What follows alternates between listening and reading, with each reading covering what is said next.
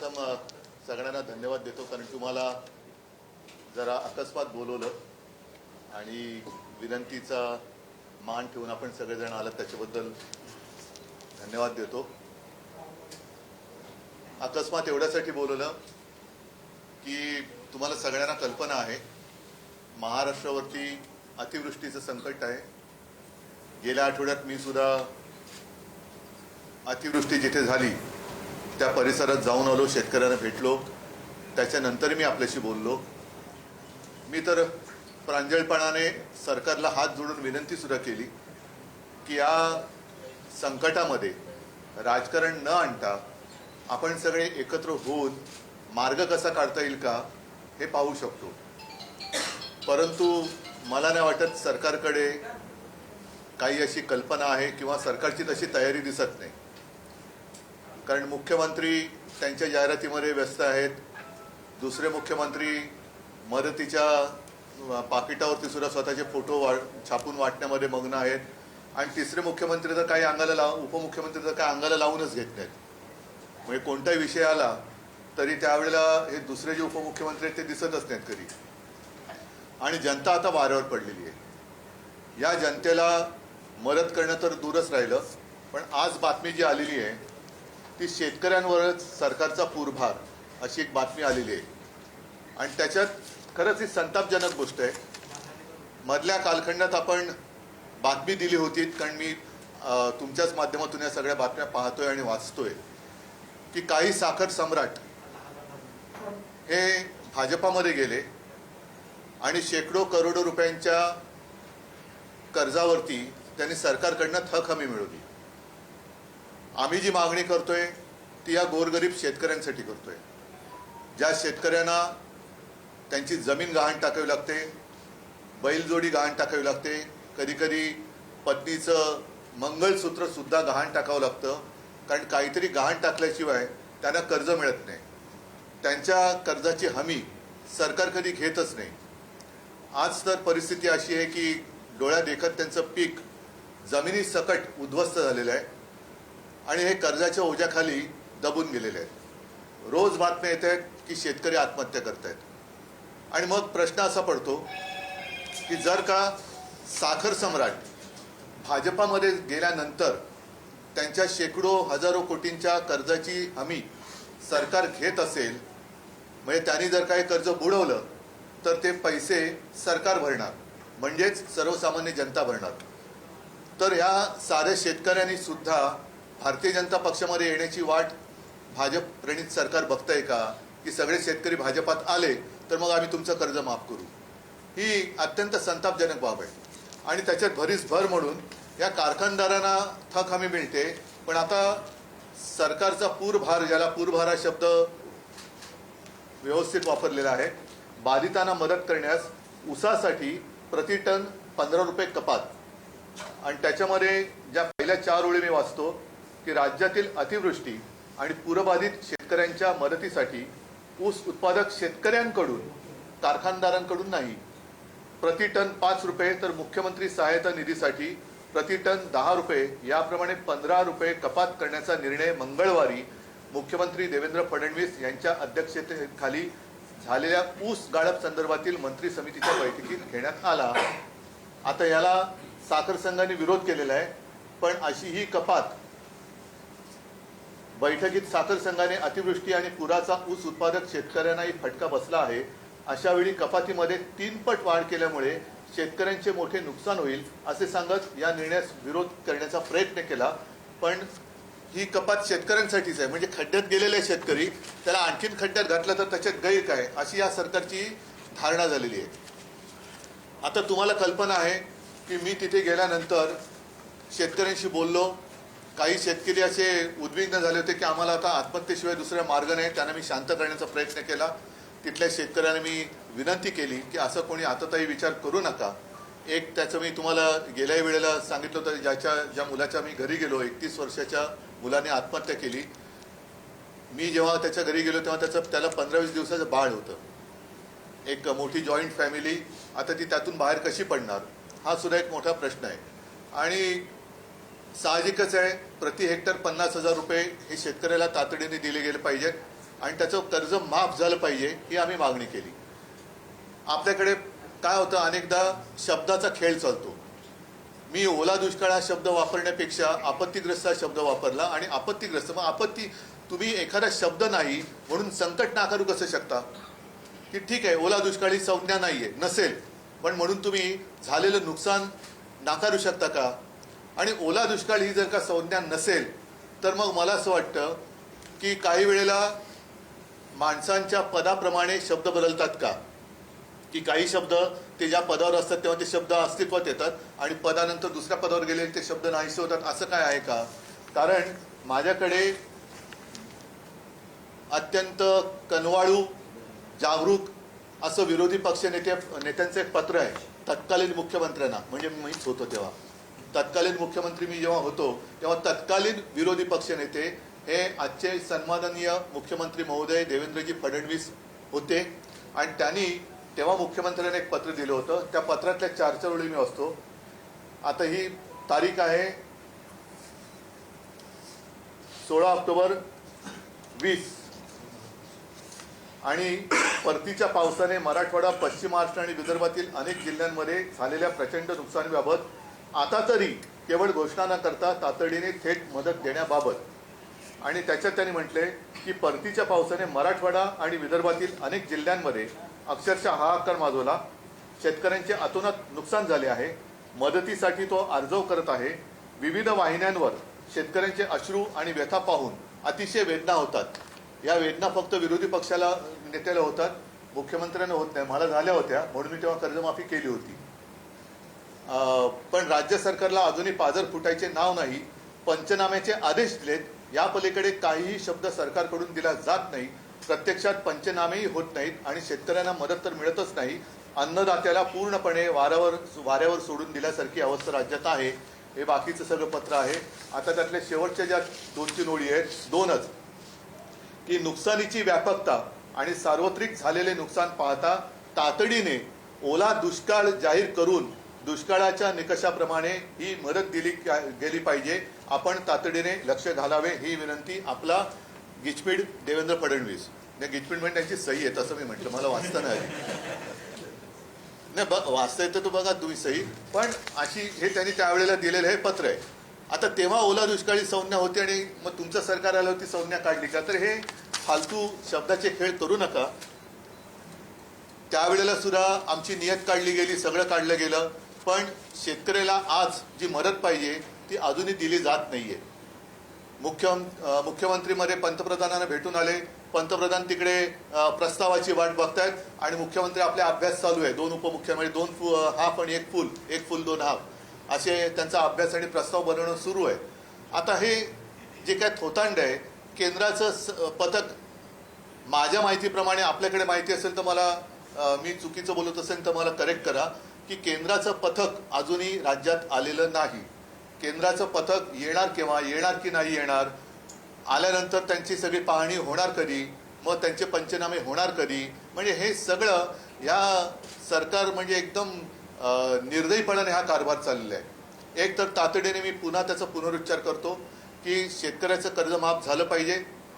तुम्ही त्याला ओला दुष्काळ म्हणा, नाही तर तुमच्या अकलेचा दुष्काळ म्हणा, काही म्हणा, पण शेतकरी आज संकटात आहे. शेतकऱ्याला ताबडतोब हेक्टरी 50,000 रुपये मदत झाली पाहिजे. बाकीचे सुद्धा खूप विषय आहेत, कारण घरदारं वाहून गेलेली आहेत. पंतप्रधान आवास योजना हे मी यापूर्वी सुद्धा बोललेलं, तशी ग्रामीण योजना परत एकदा आणा किंवा नव्याने आणा. आणि शेतकऱ्यांची जी, ज्याला मी काय म्हणेन, जेमतेम काही घर आहेत त्याला घर म्हणणं सुद्धा फार धाडसाचं ठरेल, अशा प्रकारचे निवारे आहेत, खोपटी आहेत आणि ते पाण्यामध्ये वाहून जातात. आता यांचे निकष काय की ज्यांचं काय घरदार वाहून गेले त्या घरात 48 तास पाणी राहिलं पाहिजे. हा कुठला निकष आहे? तर ही जी सगळी तात्पुरत्या स्वरूपातली घरं आहेत त्यांना नुसती डागडुजी नाही, तर त्यांना पक्क्या स्वरूपाची घरं ही प्रधानमंत्री आवास योजनेतून फुकटात बांधून दिली गेली पाहिजेत. शाळा सुद्धा ताबडतोब सुरू केल्या गेल्या पाहिजेत. आणि पहिली महत्त्वाची गोष्ट, याच्यात सुद्धा माझ्याकडे माहिती आलेली नाही, पण जेव्हा मी मुख्यमंत्री होतो आणि पश्चिम महाराष्ट्रामध्ये अतिवृष्टी झाली होती, मी त्या छावण्यांना सुद्धा भेट दिली होती. नागरिकांचं आम्ही स्थलांतर केलं होतं. त्यांना सुरक्षित ठिकाणी त्यांना निवारे उपलब्ध करून दिले होते. मग काही कॉलेजेस असतील, काही आणखीन कोणाच्या बिल्डिंग होत्या, काही ठिकाणी आम्ही छावण्या उभारल्या होत्या, त्यांना तिकडे आम्ही हलवलं होतं. त्यांच्या आरोग्याची सुद्धा आम्ही एक व्यवस्था केली होती, कारण असा पाऊस झाल्यानंतर रोगराई पसरण्याचा हा धोका असू शकतो.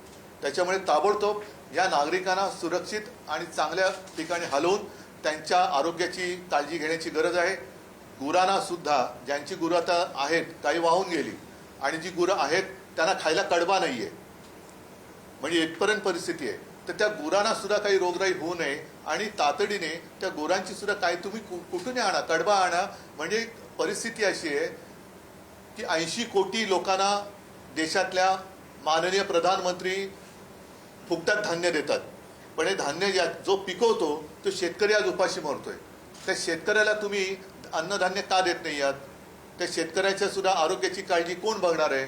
मग ह्या मदतीचे जे कागदी घोडे आहेत, हे कागदी घोडे तुम्ही नुसते नाचवत बसू नका, पण ताबडतोबीने शेतकऱ्यांबरोबर ज्या नागरिकांची घरदारं वाहून गेलेली आहेत त्यांना चांगल्या ठिकाणी हलवून त्यांच्या छावण्या चांगल्या उभारल्या पाहिजे. छावण्या म्हणजे छळ छावण्या नव्हे, पण चांगल्या निवाऱ्याची सोय केली गेली पाहिजे.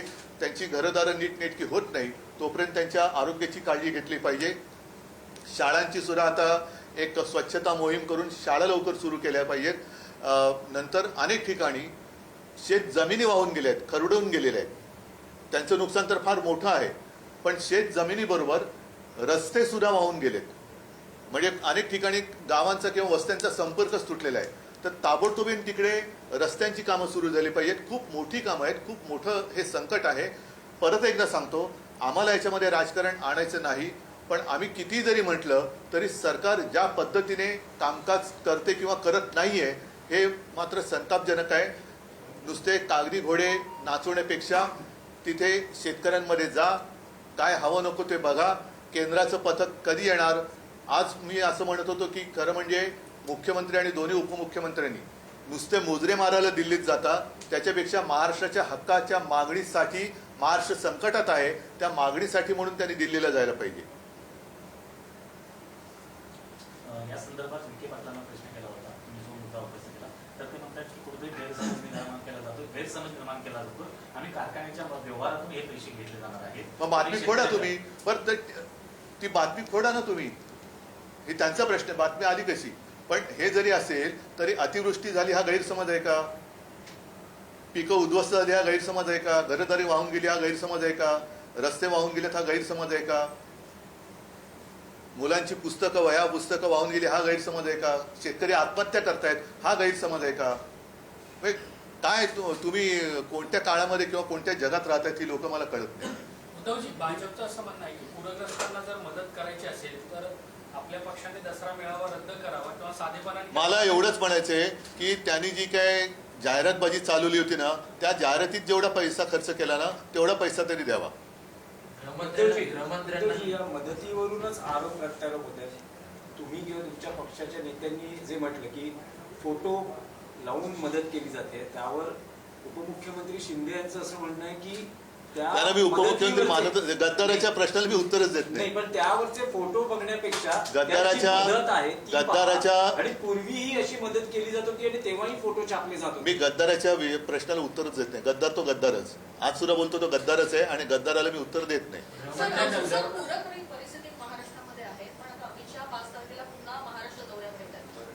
नाही, ते येणार, त्यांचे इथे काय व्यवहार असतील ते करणार.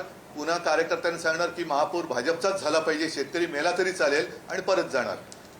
कारण ते मागे जेव्हा आले होते लालबागच्या राजाच्या दर्शनाला म्हणून आले, तेव्हा माझा मराठी बांधव, मराठा समाज मुंबईमध्ये होता, त्याला ते भेटले नाहीत आणि कार्यकर्त्यांना भेटून मुंबईत महापौर भाजपचाच होणार एवढं बोलून ते गेले. त्यांना दुसरं उद्योग काय? त्यांना खूप मोठी मोठी कामं आहेत. क्रिकेटच्या मॅचेस खेळवायचे आहेत, जयशाह आणखीन काय मागेल त्याचे हट्ट पुरवायचे आहेत. उद्धवजी, भाजपचं असं म्हणणं की आपला जो दसरा मेळावा होता त्याच्यावर 63 कोटी रुपये खर्च होता. त्याचं बिल मी उद्या त्यांच्याकडे पाठवते. माझ्याकडनं तुम्ही घेऊन जा आणि मला पैसा आणून द्या. गृहमंत्र्यांना या ठिकाणी पहिलं निवेदन दिलं होतं मुख्यमंत्र्यांनी, उपमुख्यमंत्र्यांनी. त्यानंतर दिल्लीमध्ये मुख्यमंत्र्यांनी तातडीची भेट घेतली. 6 दिवसानंतर अजून देखील उत्तर नाहीये. मला असं वाटतं की आता त्यांची सगळी जर का थेरं झाली असतील क्रिकेटच्या मॅचेस वगैरे, तर आता तरी पूरग्रस्तांकडे लक्ष द्या. पंचनामे पूर्ण झालेले नाहीये, आठवडा दीड आठवडा झालेला आहे. पंचनामे पूर्ण करण्यासाठी जे पुरावे लागते देखील आता नष्ट होत आहे. पण भाजीपाला असेल किंवा पिकं असेल ते पूर्ण नाही, एक तर काय झालेलं आहे, जे निकष विमा कंपन्यांनी सुद्धा जे काही निकष लावले ते निकष हे पूर्णच होऊ शकत नाही. त्याच्यामुळे विम्याची रक्कम कधी मिळणारच नाही, अशा पद्धतीने ते निकष ठरवले गेले. पंचनामे सुद्धा माझं तेच म्हणणं आहे की पंचनामे अजून पुरे होत नाही. आणि पंचनामे कसले करताय? डोळ्या देखत तुमचे डोळे आहेत ना, डोळ्याच्या खोबणीत काय बसले की नाही, तर ते बघा ना तुम्ही. दिसतंय शेतकरी रडतोय, शेतकरी आत्महत्या करतोय, पिकं पाण्यात सडून गेले. म्हणजे मी गेलो तेव्हा आता 1 आठवडा होईल, तेव्हाच तो सगळा वास, पिकं सडल्या त्याचा वास येत होता. आता तर काय हालत झाली असेल. म्हणजे पंचनामे कसले पंचनामे करताय? ताबडतोब तुम्ही बरं, बँकांच्या नोटीस अजून चालूच आहेत. मग जो शेतकरी असता तर सगळं विल्हेवाट लागलेली आहे, तो पुढची तयारी, आता रब्बीचं पीक ते काढणार कधी, त्याला बी बियाणं कोण उपलब्ध करून देणार, खत कुठून आणणार, तो नांगरणी कशी करणार, त्यासाठी पैसे कुठून आणणार. आधी जे कर्ज काढून आता जर थोडंफार फेडू शकला असता ते सुद्धा पीक गेलं, मग पुढच्या हंगामाची तो तयारी कशी करणार. पूर्णपणे शेतकरी उद्ध्वस्त झालेला आहे. आणि म्हणून आमची जी मागणी आहे की तुम्ही पंचनामे वगैरे थातूरमातूर करू नका, हेक्टरी 50,000 रुपये जाहीर करा आणि ते द्या आणि कर्जमाफी करा जशी आम्ही केली होती. त्याच्याबद्दल सुद्धा मुख्यमंत्री म्हणाले की कर्जमाफीची सुद्धा काही निकष असतात. मी केले होते तेव्हा काय निकष होते? कोणी मागितली होती माझ्याकडे कर्जमुक्ती? कोणीच नव्हती मागितली, पण मी माझं कर्तव्य म्हणून केलं होतं. कर्जमाफी करायला जो पैसा हवाय तो सरकारकडे सध्या नाहीये. मी त्याच्यावरती सुद्धा सांगितलं ना, PM केअर फंडातून आणा पैसा, PM केअर फंडातून पैसा आणा. मी दिले, मार्ग पण दाखवलेत. असं नाही की नुसती टीका करतोय. सर, बिहारमध्ये महिलांना 10,000 रुपये दिले जातात, पण तिकडे निवडणुका आहेत आणि बिहारने प्रस्ताव दिला होता का? निवडणूक आहे. बिहारमध्ये प्रस्ताव दिला होता का पंतप्रधानांकडे की महिलांना 10,000 रुपये प्रत्येकी द्या म्हणून प्रस्ताव दिला होता? कसे दिले पंतप्रधानांनी? म्हणूनच माझं म्हणणं आहे की ही सगळी थेरं बंद करा. महाराष्ट्र घोडा भाबडा म्हणून तुम्ही त्याच्यावर वेडावाकडा अन्याय करू नका. लाडकी बहीण योजनेला रोज नवीन अटी लावत आहे. बघा, आता तुम्ही विषय काढलाच आहात, तर माझं आणखीन मत आहे की जसं निवडणुकीच्या वेळेला 2-3 महिन्याचे हप्ते लाडक्या बहिणीचे तुम्ही दिले होते, तसे पुढच्या 6 महिन्याचे हप्ते लाडक्या बहिणींना आत्ता द्या. ठीक आहे? भारत पाकिस्तान सामन्यांना प्रत्येक सामन्याला तुम्ही विरोधाची भूमिका घेतली, पण अंतिम सामन्यामध्ये पाकिस्तानचा भारताने पराभव केला आणि त्यानंतर आशिया चषक पाकिस्तानच्या हस्ते स्वीकारायला नकार दिला. भारतीय संघाच्या या कृतीकडे तुम्ही भूमिका म्हणून काय व्यक्त करा? आणि त्यावरून याच्याबद्दल काही मत व्यक्त करायला मी ती मॅच कधी बघितली पण नाही. आणि या मॅचला देशप्रेमी म्हणून माझा विरोध होता. देशद्रोह्याने ती मॅच एन्जॉय केली असेल, मला त्याच्याबद्दल काय म्हणायचं. ठीक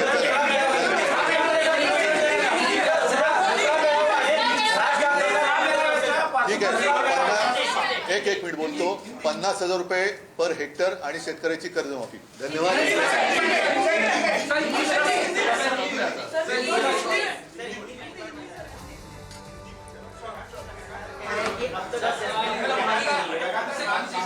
महाराष्ट्र लगातार सर बाढ़ की चपेट में, खास तौर पे मराठवाड़ा का जो रीजन है वो प्रचंड इस समय जो है बाढ़ से ग्रसित है. आप लोगों की क्या मांग है?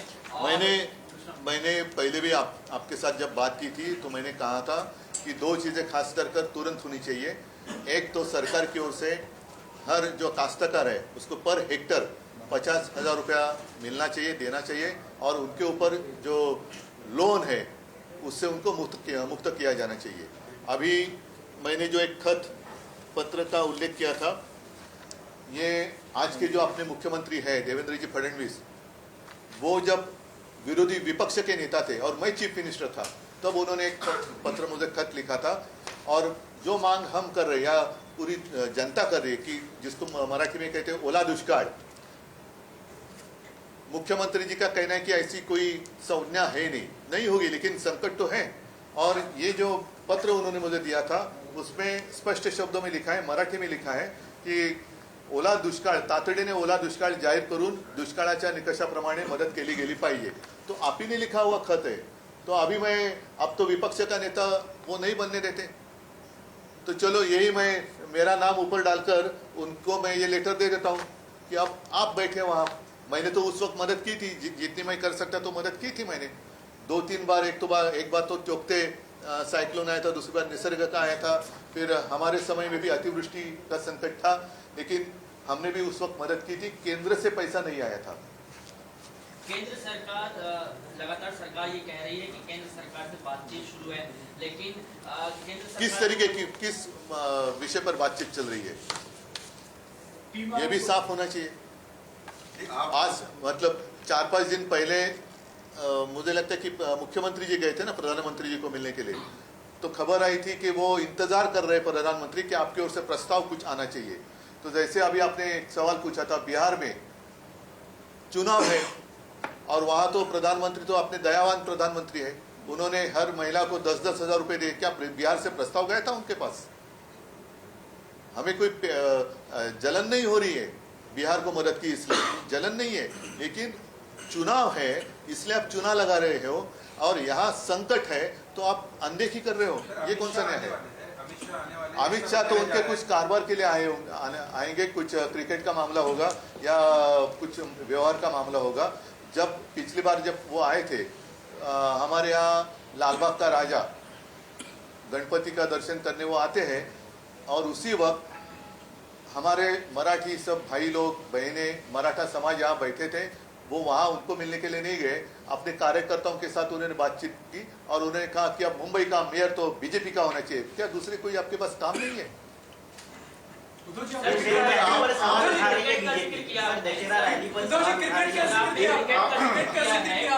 अभी थोड़ी बातें कल करूंगा। चलो, आप 2.5 साल मुख्यमंत्री थे, ये बताइए कि केंद्र सरकार की विशेष पैकेज के लिए जो नियम रखते हैं उसमें अभी की आपत्ति बैठ सकती है कि एक मुख्यमंत्री आज इसमें स्पेशल पैकेज केंद्र से मांग सकता है कि केंद्र दे? सुनिए, पैकेज की अगर बात करें और उसके ऊपर कुछ क्या कहते हैं उसको निकष, तो बिहार की जनता या महिलाओं के लिए प्रधानमंत्री जी ने 10-10 हजार रुपए दिए। वो क्या था, क्या है, वो कहाँ किस में बैठता है, किस में बैठता है? तो बिहार को आप मदद कर रहे हैं, इसमें हमें कोई पेट दर्द नहीं हो रहा है, जलन नहीं हो रही है। तो लेकिन महाराष्ट्र में संकट है, महाराष्ट्र में संकट में है और बिहार में चुनाव है, इसलिए आप बिहार की ओर देख रहे हैं और महाराष्ट्र की ओर अनदेखी कर रही है। ये अन्याय है, सरासर अन्याय। आप रैली कर रहे हो, इतनी बड़ी आपत्ति है, ऐसे में रैली का पैसा, रैली को कितना पैसा आता है? मेरे पास तो सरकार नहीं है, ऐसा आपको? मेरे पास तो सरकार है नहीं, कितना पैसा आता है? और बीजेपी के पास बहुत पैसा है, बीजेपी के पास सबसे ज्यादा दुनिया में सबसे बड़ी पार्टी है और बीजेपी के पास जितना पैसा है उसमें पूरा महाराष्ट्र के काश्तकार लोन फ्री हो सकते हैं। चलो धन्यवाद, जय हिंद, जय भारत। उद्या दसरा मेळाव्याच्या पूर्वसंध्येला उद्धव ठाकरे माध्यमांशी संवाद साधत होते। शेतकऱ्यांना जमीन, बैलजोडी यासह अनेक विविध मुद्द्यांवर त्यांनी माध्यमांशी संवाद साधलेला आहे। काही साखर सम्राट भाजपात गेले आणि थक हमी मिळवली असं ठाकरेंनी म्हटलेलं आहे। यासह शेतकऱ्यांना मदत करण्याऐवजी सरकार त्यांच्याच धुंदीत आहे असं सुद्धा उद्धव ठाकरे यांनी म्हटलेलं आहे। महायुती सरकारवर सुद्धा त्यांनी हल्लाबोल चढवला। उद्धव ठाकरेंनी वाचलं फडणवीसांनी विरोधी पक्षनेते असल्याचं सुद्धा उद्धव ठाकरे म्हणाले। विरोधी पक्षनेते असतानाच्या व्यथा मुख्यमंत्री झाल्यावर जाणवत नाही का असा सवालही त्यांनी उपस्थित केलेला आहे। शेतकऱ्यांचं कर्ज माफ झालंच पाहिजे असंही उद्धव ठाकरे म्हणाले।